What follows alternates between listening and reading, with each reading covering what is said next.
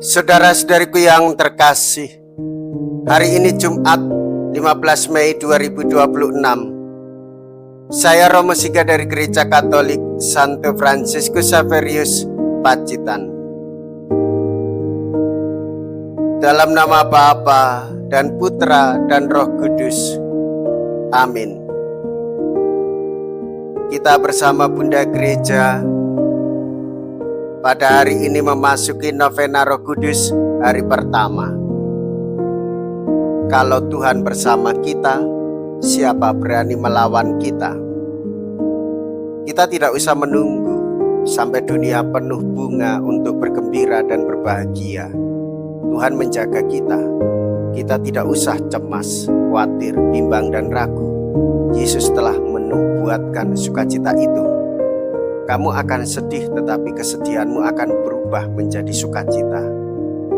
Kita yakin bahwa Yesus hidup, punya alasan untuk selalu tabah dan gembira. Tidak ada seorang pun yang dapat merampas kegembiraanmu itu daripadamu. Mea culpa, mea culpa, mea maxima culpa. Saya berdosa, saya berdosa, saya sungguh berdosa. Semoga Allah yang Maha Kuasa mengasihani kita, mengampuni dosa kita, dan menghantar kita ke hidup yang kekal. Amin.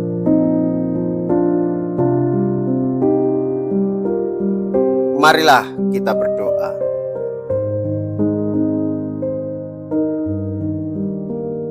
Allah Bapa, pokok keselamatan kami, berkat kebangkitan Kristus, kami lahir kembali dalam pembaptisan dan menerima hidup baru. Arahkanlah hati kami kepada Kristus yang kini duduk di sisi kanan-Mu. Semoga kami Kau anugerahi hidup abadi bila penyelamat kami datang dalam kemuliaan. Sebab Dialah Putra-Mu, Tuhan kami Yesus Kristus, yang hidup dan berkuasa bersama dengan Dikau dalam persatuan Roh Kudus, Allah sepanjang segala masa. Amin. Tuhan bersamamu dan bersama rohmu. Inilah Injil suci menurut Yohanes. Dimuliakanlah Tuhan. Yohanes bab 16 ayat 20 sampai dengan ayat 23a. Dalam amanat perpisahannya, Yesus berkata kepada murid-muridnya, Aku berkata kepadamu, sesungguhnya kamu akan menangis dan meratap, tetapi dunia akan bergembira.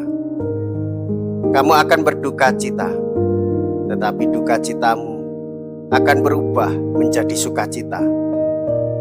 Seorang perempuan berduka cita pada saat ia melahirkan, tetapi sesudah melahirkan anaknya, ia tidak ingat lagi akan penderitaannya, karena kegembiraan bahwa seorang manusia telah dilahirkan ke dunia.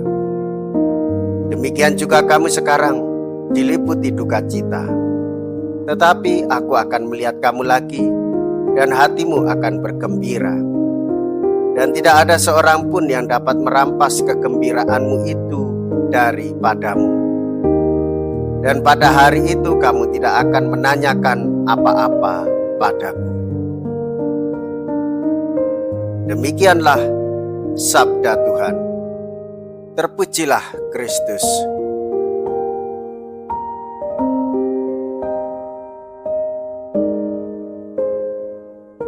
Saudara-saudariku yang terkasih, kita sebagai orang yang beriman Katolik menyadari sungguh Allah lebih dahulu mengasihi kita. Oleh karena kasih-Nya yang begitu besar, Ia mengutus putranya sendiri untuk mewujudkan cinta kasih itu dengan nyata dalam peristiwa salib.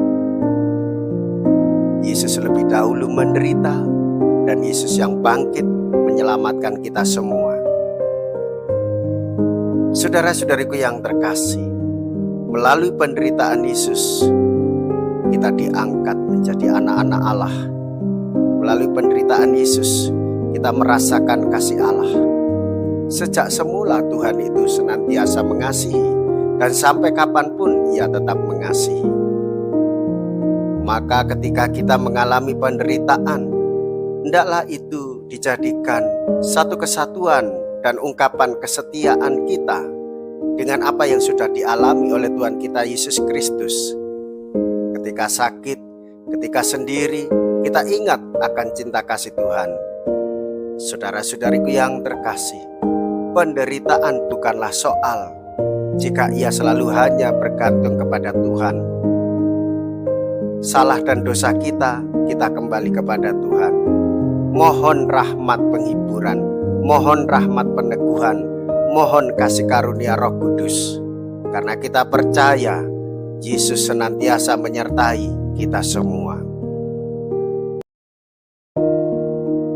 Marilah kita berdoa. Allah Bapa Maha Rahim, kasihanilah kami dan jagalah selalu umat yang sudah Kau selamatkan. Kami sudah ditebus oleh wafat dan derita Putra-Mu. Semoga kami bergembira atas kebangkitannya dengan pengantaraan Kristus Tuhan kami. Amin. Tuhan beserta kita sekarang dan selama-lamanya.